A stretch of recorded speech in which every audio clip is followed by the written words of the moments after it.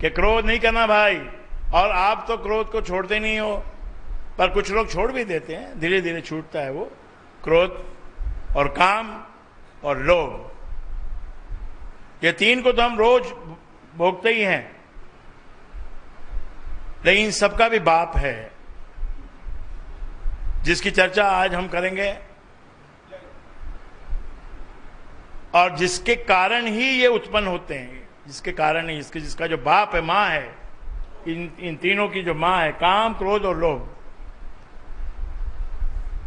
इनकी मां और बाप हैं। तो इसमें क्या है, किसी एक को मां कह लो, किसी एक को बाप कह लो। मोह और अहंकार, जो कि हमारे को ज्यादा हमारे चिंतन में भी नहीं है। ये सब लोभ तो हम समझते, लालच समझते हैं, काम समझते हैं, क्रोध को हम समझते हैं, लेकिन मोह को नहीं समझते, अहंकार को नहीं समझते।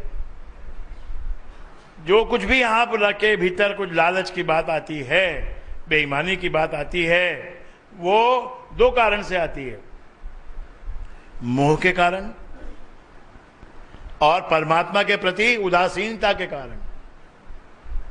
परमात्मा को हम मानते भी हैं और उसके प्रति उदासीन भी रहते हैं कि सब कुछ मुझे करना है, मुझे देखना है, मेरे बच्चों का आगे मुझे भविष्य बनाना है, सब कुछ उनके लिए जमा करके रखना है। ये मेरा मोह है, मैं मोहग्रस्त हूं कि मेरे को, मेरे पत्नी को, मेरे बच्चे को, उनको सबसे बढ़िया और सबसे ज्यादा उनको मिलना चाहिए और मिलते रहना चाहिए। अगर अधिक हो भी गया है तो भी आगे के लिए रख दो। यानी जो सड़ जाने वाली वस्तु है उसको भी सड़ा के ही बाहर निकालते हैं। पता भी है कि ये अब नहीं खाएगा, मेरा बेटा है, ये नहीं खाएगा, लेकिन फिर भी हम उसको छोड़ते नहीं, उसका निकास नहीं करते, उसको सड़ा देते हैं और फिर उसको फेंक देते हैं। बहुत अधिक जो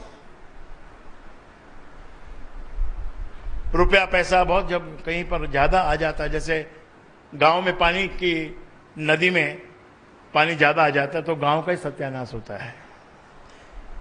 भरपूर नदी भरी हो तो अच्छी लगती है, सब गांव में खुशी होती है कि खेती बढ़िया होगी, सबको जल मिलेगा, पानी मिलेगा, खूब खेती होगी, वहां तक तो ठीक है। लेकिन जब खतरे के निशान से ऊपर चल पड़ती है और फिर गांव के अंदर घुस जाती है नदी, तो फिर मकान गिरने लग जाते हैं, पशु पक्षी मरने लग जाते हैं और धरती बहने लग जाती है, टूट जाती है, बहुत नुकसान हो जाता है, कई मौतें हो जाती है, कई मृत्यु हो जाती है अधिकता के कारण। इसलिए इस बार का जो न्यूज लेटर आ रहा है उसमें बताया है कि irrelevant expansion of your empire is cancerous. Cancerous मतलब कैंसर जैसा है। कैंसर तो बढ़ाता है शरीर के अंदर, सेल्स को बढ़ाता है, तो बढ़ाना तो हमारी फितरत है, हम तो बढ़े हुए कोई पसंद करते हैं, और बढ़ जाए और बढ़ जाए और बढ़ जाए, उसी को तो हम पसंद करते हैं। उसी के कारण हम रोज रात दिन कहां कहां नहीं भटकते हैं। तो एक लेवल सोचना वाला यह है कि मैं मना नहीं कर रहा आपको अपने एफर्ट्स करने के लिए, भरपूर एफर्ट्स करना चाहिए, लेकिन एट द सेम टाइम हमको ये सोचना चाहिए अब मैं इससे अधिक कुछ नहीं करूंगा, क्योंकि इससे अधिक मुझे चाहिए ही नहीं, मेरे परिवार को भी इससे अधिक नहीं चाहिए। अब जो कुछ भी हो रहा है वो एक भ्रष्ट विचार है कि और भी ले लूं और भी ले लूं। जब कोई नेता लोग हैं, कोई वर्कर लोग हैं, कोई अधिकारी लोग हैं, थोड़ा बहुत पैसा खा लेते हैं तो खा लें भाई, कोई बात नहीं, उनकी पगार कम है, उनको भी अपना घर बाहर चलाना है, गुजारा करना है, थोड़ा बहुत तो खा लें तो ठीक है भैया। महीने का अगर उनकी सैलरी 50,000 है और ₹1,00,000 खा ले तो ठीक है। अब उनको लेकिन अगर तसल्ली 1 लाख में भी नहीं होती है, 5 लाख में भी नहीं होती है और कई करोड़ में भी नहीं होती है, तो फिर तो भैया वो तिहाड़ जेल में जाना पड़ेगा। आज नहीं तो कल, कल नहीं तो परसों जाना पड़े।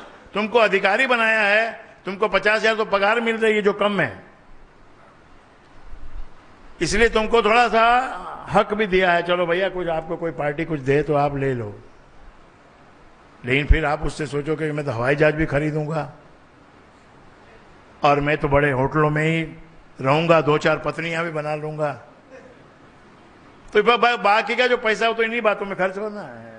जो ज्यादा पैसा लिया 50,000 और 1 लाख खाया तो कोई बात नहीं है, पर अगर 5-10 लाख हर महीने आ रहा है तो छुपाना शुरू हो जाता है, इधर उधर हेरा फेरी शुरू हो जाती, पत्नी के साथ हेरा फेरी शुरू हो जाती।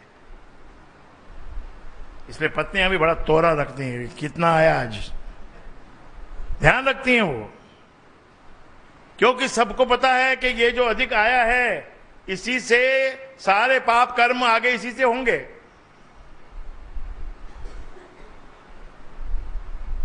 आया नहीं तो क्या करेगा, आया ही नहीं तो करेगा क्या, दलिया खाएगा,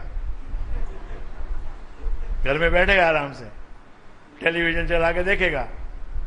और आ गया तो गुलछर्रे उड़ाने के लिए तो है पैसा, और काय के लिए ज्यादा पैसा, गुलछर्रे उड़ाने, उसमें भी बेवकूफी होनी है। गुलछर्रे में भी, गुलछर्रा भी जो बोतल है ना वो 1000 की भी आती है, 2000 की भी आती है, 50,000 की भी आती है। तो 50,000 वाली बोतल में कोई सोने की शराब थोड़ी नहीं होती है, शराब तो उसी से बनती है जो उसका मेथड है।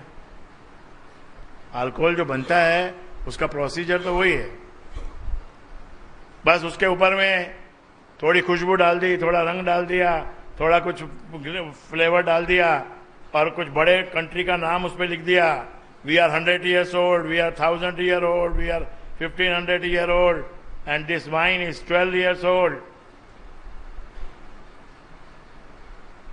उसी बात के पैसे कमाओ, उसी बात के पैसे आप देते हो।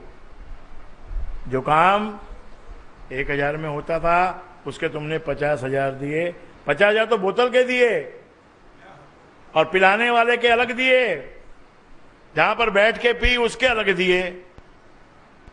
तो आपकी जो एक्स्ट्रा कमाई जो की आपने वो आपकी कहां गई, एक प्रकार से मोरी में गई। इसीलिए ये कहा गया है कि जब नाव में पानी बढ़ने लगे तो उसको दोनों हाथ से उलीचना पड़ता है, बाहर डालना पड़ता है, बाहर डालना पड़ता है। तो कभी एक ऐसा समय आता है बहुत अच्छा जीवन इंसान के जीवन में, जब उसको पैसे रुपए पैसों की बाहर आ जाती है, बिना क्वालिफिकेशन के आ जाती है। ये मत डरना कि मैंने बड़ा कोर्स डिग्री नहीं ली है तो मेरे को नहीं आएगा पैसा। अरे आता है, अनाड़ी को भी आता है, जबरदस्त आता है, अनाड़ी को भी आता है। अरे क्या पता कहां जाके कोई बैठ जाए तो वहां से पैसा आने लग जाता है। तो इतनी कृपा यहां मिलती है, रुपए पैसे की कभी चिंता नहीं करना, आते रहना, दुखी नहीं होना। भाई नंबर लगने में टाइम लग जाता है कभी कभी, ऐसे तो सुन ही लेता है वो, लेकिन फिर भी तुम्हारे घर तक पहुंचते पहुंचते, तुम्हारे को आते आते, मिलते मिलते आ जाता, थोड़ा टाइम लग जाता है। भाई लड़का भी तुम्हारे लिए आ रहा है, चल के आ रहा है। थोड़ा तुमको ज्यादा अच्छा चाहिए तो थोड़ा लंबे से चल के आ रहा है, या पास में ही है तो दिखता नहीं है अपने को, तो मिल जाएगा, वो भी मिल जाएगा। आपको बड़ी कमाई भी मिल जाएगी, धीरे धीरे मिलती है। जिसने छोटी की उसको बड़ी मिलती है, जिसने छोटी कमाई की। एक लड़का यहां बैठा हुआ है, अपने उदाहरण देने से फायदा है ना, पुराने सतयुग के जो उदाहरण देके क्या फायदा। सतयुग, त्रेता और द्वापर के उदाहरण आप टीवी में सुन लो, उनके पास दूसरा कोई मैटर ही नहीं है, वही बातें सुनाते रहते, वही बातें सुनाते रहते। तो लड़का बहुत कम कमाता था, मेरे ख्याल से तो शुरू में तो 8,000 9,000 और 2-4 सालों के बाद उसको 12,000 13,000 कुछ मिलता था।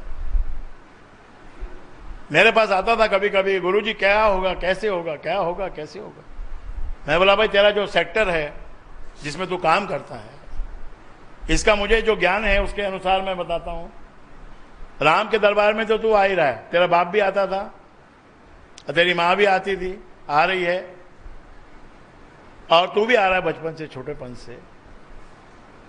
और तू जिस सेक्टर में काम कर रहा है वो सेक्टर ऐसा है कि उसमें तेरे को जल्दी से कोई पगार किसी को मिलती नहीं है। ये 8-10 हजार भी तेरे को मिल रहा है ना, ये भी एक गनीमत है, नहीं तो इस सेक्टर में फोकट में ही काम करना पड़ता है। तो बोला फिर मेरा भविष्य कैसे बनेगा? मैंने कहा इसका भविष्य ऐसा ही है, ये सेक्टर में तुमको पैसा नहीं मिलता है, लेकिन तुम्हारी वैल्यू धीरे धीरे बनती है, वैल्यूएशन तुम्हारी धीरे धीरे बनती है। तो 5, 6, 7 साल निकलेंगे और तेरी वैल्यू बनेगी, एक न एक दिन बनेगी, राम की कृपा तेरे पे उतरेगी।